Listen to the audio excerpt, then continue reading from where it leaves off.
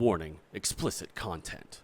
Blood, guts, swearing, lots of bad words, adult themes. No nudity, though. Lots of violence. Did I say violence? Viewers' discretion is advised. Welcome back, and I hope you guys are ready for another exciting episode of Pathfinders Wrath of the Righteous. Of course, we're going to be screaming, yelling at the dice roller, and just generally being like, "Argh!" But, you know, it's all in good fun. So let's enjoy the story. Let's kill some monsters, do some dungeons, and see what comes next. So let's go and hop into it.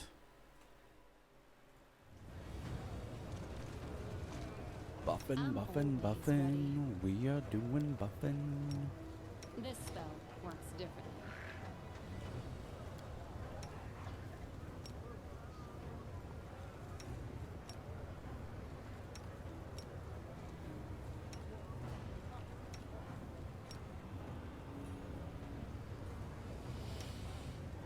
Okay. No time for idling.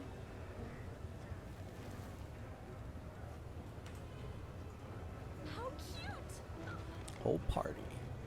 I'll take care of it. Everybody is mounted.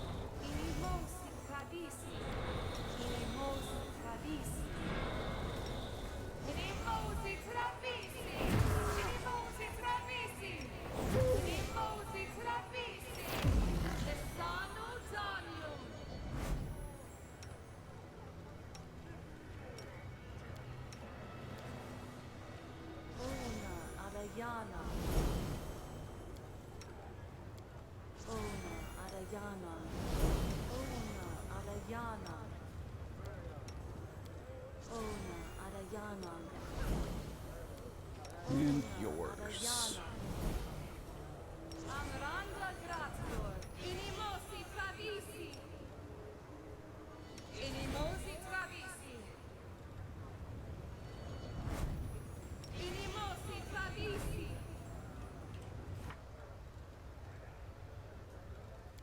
Of course, it unmemorized the spells.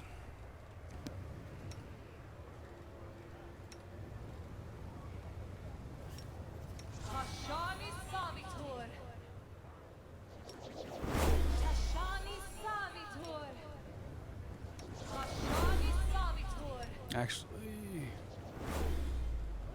probably should put those on the mounts.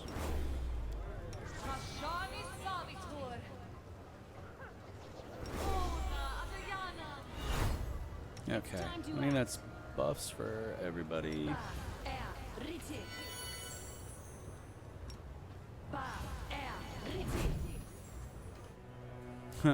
He's still laying there with the mask on the ground. That's too funny. Alright, so it is off to this side so we can deal with the Azamar. And then we'll go have our party thingy.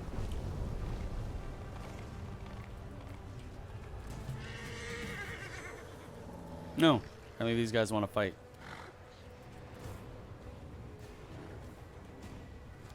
Oh no, these guys want to fight. Huh. They're behind me.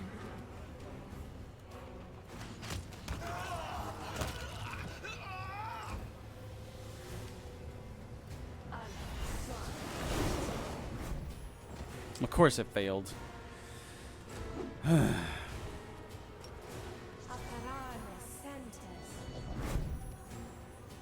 Freaking killing me.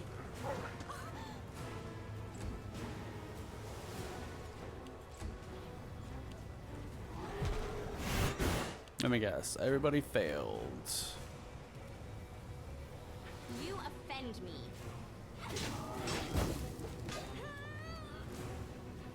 Could I ever have a round where I actually like hit all the attacks because, you know, they're fucking less than fucking 20s? Oh shit, apparently that guy got scared.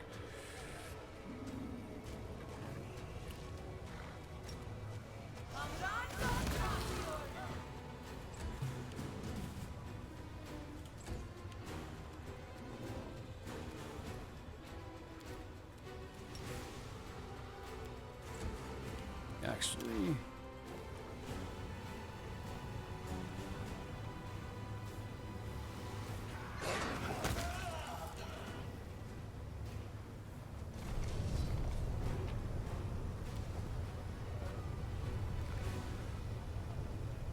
Robe of Determination. Whenever the wearer of this robe casts a spell that forces the target to make a fortitude saving throw, the DC of that save is increased by 2.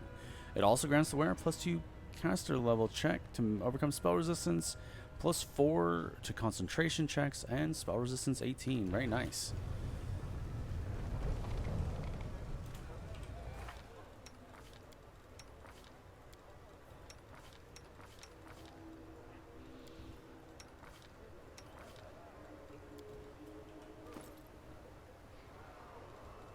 And the fact they have a drain breath weapon.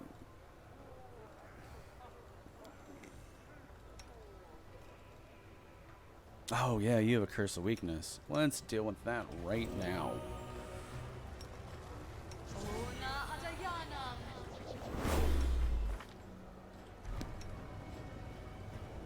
Or try to anyways. Bet you it's a super high DC. No, I just rolled a 1. Of course I did. Thank you.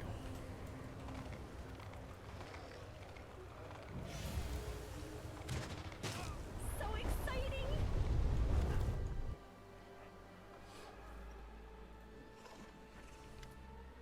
Looking even paler than before, Latford greets you with a trembling voice. Did you stop her? Is Red Mask still a threat to us? I know everything about you and your highly unusual tastes. It's not my fault. I did not want this weakness, but it gnaws at me from the inside. I know what I'm doing is wrong, but there is nothing I can do to stop myself. But I swear, I was kind to those girls the rest of the time. It was I who saved them. The time has come, you will answer for your crimes.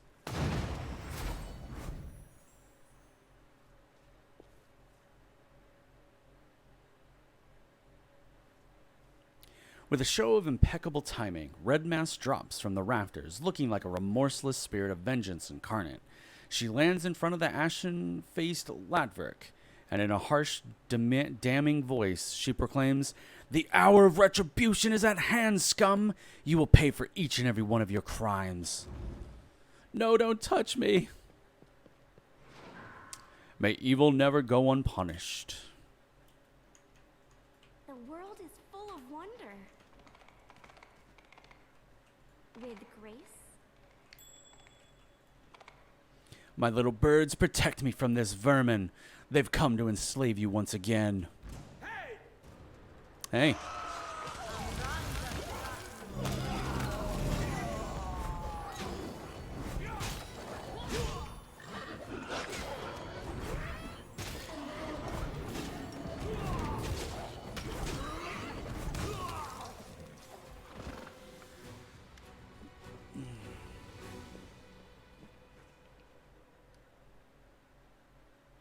Lawful, nod to the Azamar women. He's yours. Deal with him as you see fit.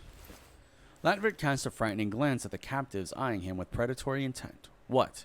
But they are my little birds. I love them. I've been taking care of them. They would never harm me.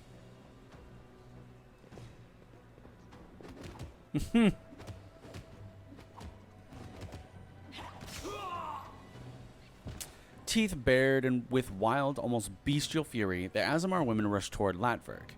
They have no weapons. They tear into him with teeth and nails until the madman's agonizing screeches give way to choked, gurgling whimpers. Without further ado, the Avenger bends over Lattenberg. She then stands again and is holding the bloody strip of skin that used to be the Azamar's face.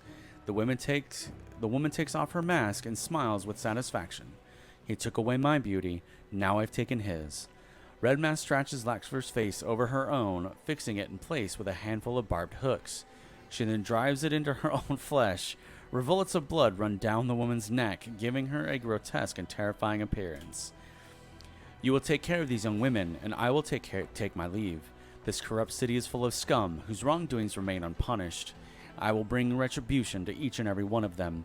Red Mask's laughter echoes eerily through the cellar's vaults, full of excitement and lust for battle, or lust for blood, that can only be sated by more brutal killing.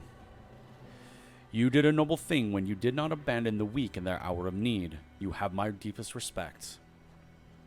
Show the Aasimar girls a safe path to Nexus. Go to my camp. The young Aasimar women exchange glances and nod gratefully to you. Huddled together in a tight group, they set out in search of the promised shelter. They carry themselves with an air of grim determination to look after one another and find a way out of this terrible place. Friendship lasts forever.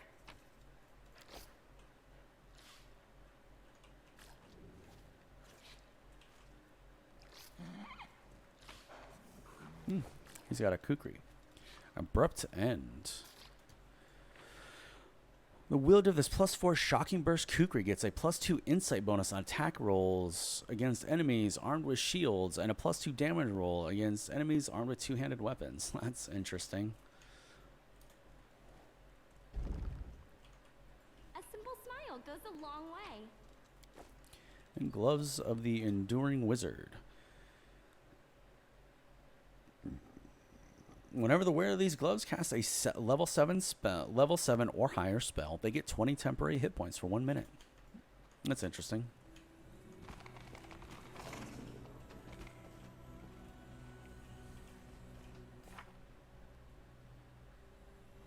Okay. Now for the Rapture of Rupture.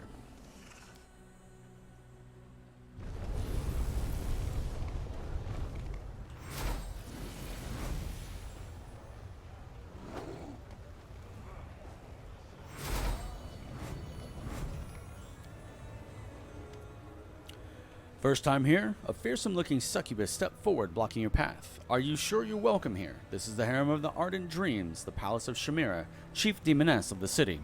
After Nocticula, of course.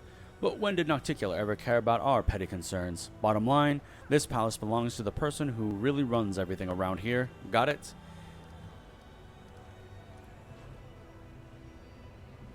I wish to enter.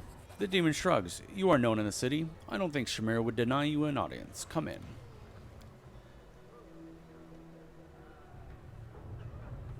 Then why talk to me in the first place? Except to give me experience points. It was a good idea of mine to introduce you to high society at this reception. We're a subject of gossip among the guests. I heard them whispering about how we showed up together. Shall I entertain you with some conversation? Valexia nods with mock solemnity. You have my permission.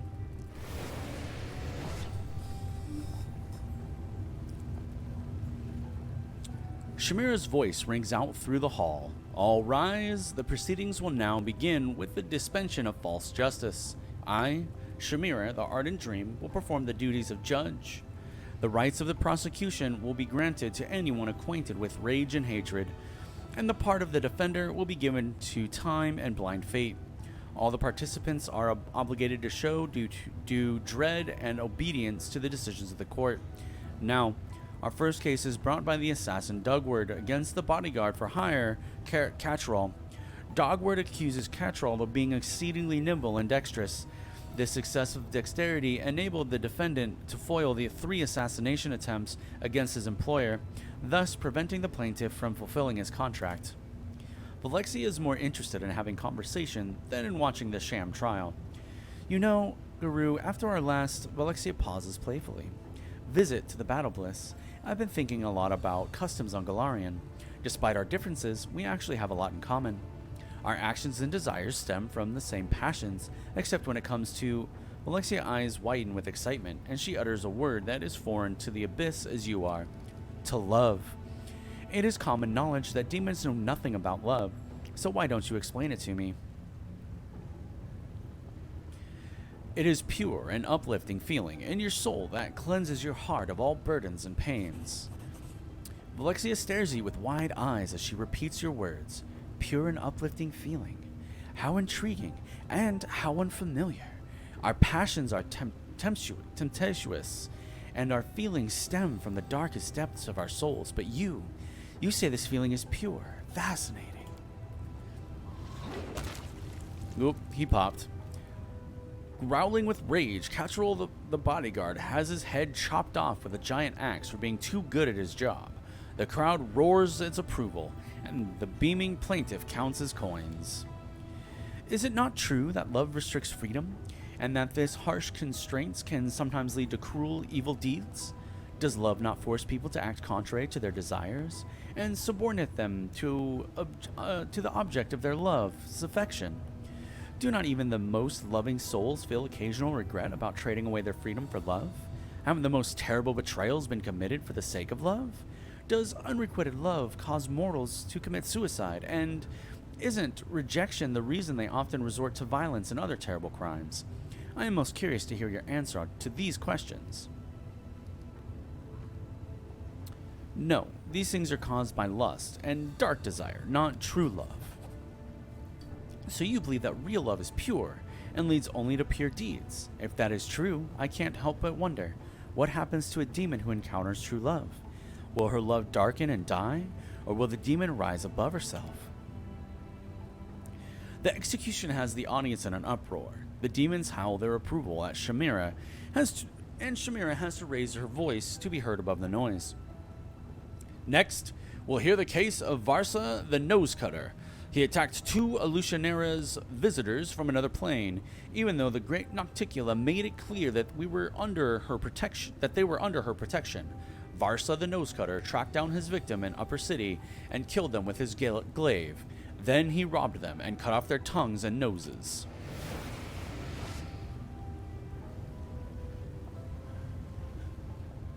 This scrawny demon doesn't look like a hardened killer. He writhes in his shackles, yelling hysterically. But I'm not Varsa the Nose Cutter. I don't even know who that is. My name is Sharzal, and I've never been to the Upper City. I'm not allowed to enter, even though that's where a slaver of my status should live. Besides, I've never held a glaive in my life. This is all Hapsamira's fault. She wanted to buy my slaves at half price, and I refused to sell. Now she's taking revenge on me, and plans to get her hands on my slaves.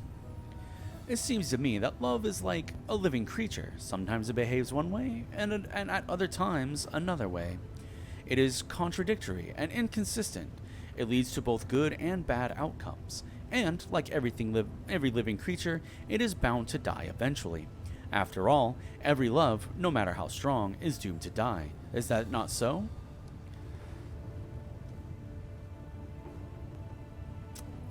Love never goes away. Old love just gives way to new love. Alexia maintains her composure, but you can see the corners of her mouth twitch and her eyes twinkle mischievously. This is all madness, true madness. Everything you say is nonsense and empty fantasies, yet I find them impossible to resist. My head is spinning. What have you done to me, my cunning friend? Well, he's dead. Shamira shouts to be heard above the screams of Varsa the Nose Cutter. The court finds the evidence of the indicted person's innocence to be quite convincing. However, false justice requires every sin be punished, so therefore, I hereby declare that this demon is Varsa the Nose Cutter and shall be executed without further delay. Shamira throws a conspiratorial glance at Hapsamira, who stands nearby. The latter grins and bows mockingly. Shamira announces loudly, and the last crime for today is the most harmful and treacherous. Turn a deaf ear to Shamira's words. Alexia listens to the rule. Alexia listens to the ruler of Alashanera with great interest, but when she catches your glance, she turns to your attention to you eagerly. Thank you for our conversation. I expected to find it interesting, but I had no idea that our discussion would be so thought-provoking. I am so glad that I decided to come here with you, and I sincerely hope that you'll visit me again. I hope to see you at my manor soon. I host a small reception for the most interesting and noteworthy residents of Upper City. Conversations at these receptions are always entertaining.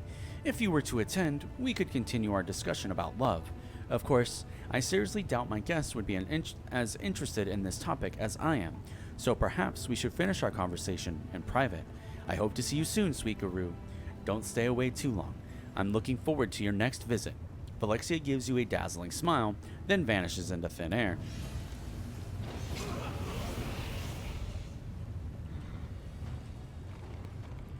Okay, there's a book or piece of paper.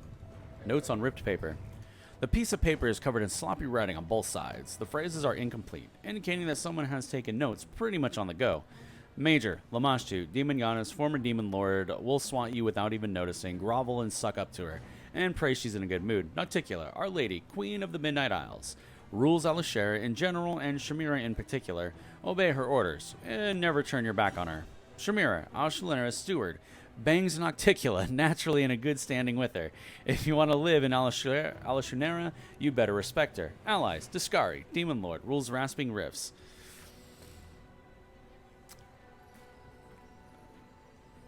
Nocticula's ally for now. Made some deal with her. Now his servants are all over the Midnight Isles. Don't touch them. That's not allowed. If you oft a Discari cultist by mistake, hide the body, cover the tracks, and pretend you know nothing.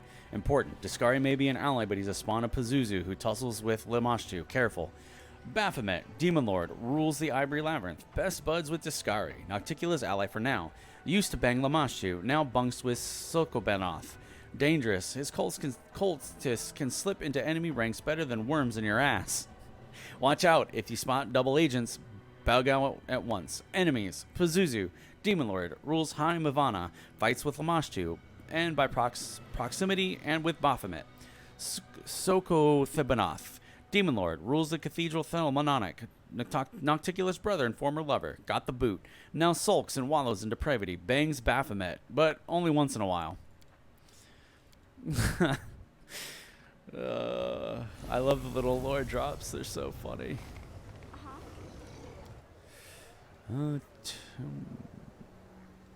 Terrace of the Favored Mistress. All right. Let's go to our party.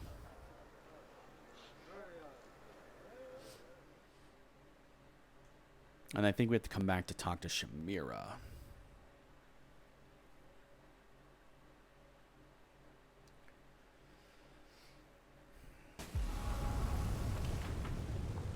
Nope, not that.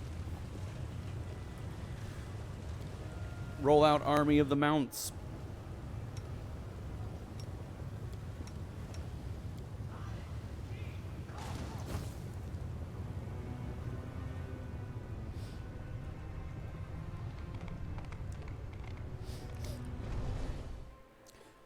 And just like that, the episode for today is over. The narrator's a little tired. You gotta give him some props for, going at it. But thank you for hanging out and watching Pathfinders Wrath of the Righteous. Hopefully you guys had fun. So if you did, do the thing. Like, comment, subscribe, share it. The link for the previous episodes and next episodes should be in the descriptions, unless they are not out yet. If you want them early, you could always beg for them in the comments, maybe. Tell me your favorite part of each episode. Let me know you guys are enjoying it. And with that, I will let you guys get back to your day, and I will see you in the next one. Thank you for hanging out.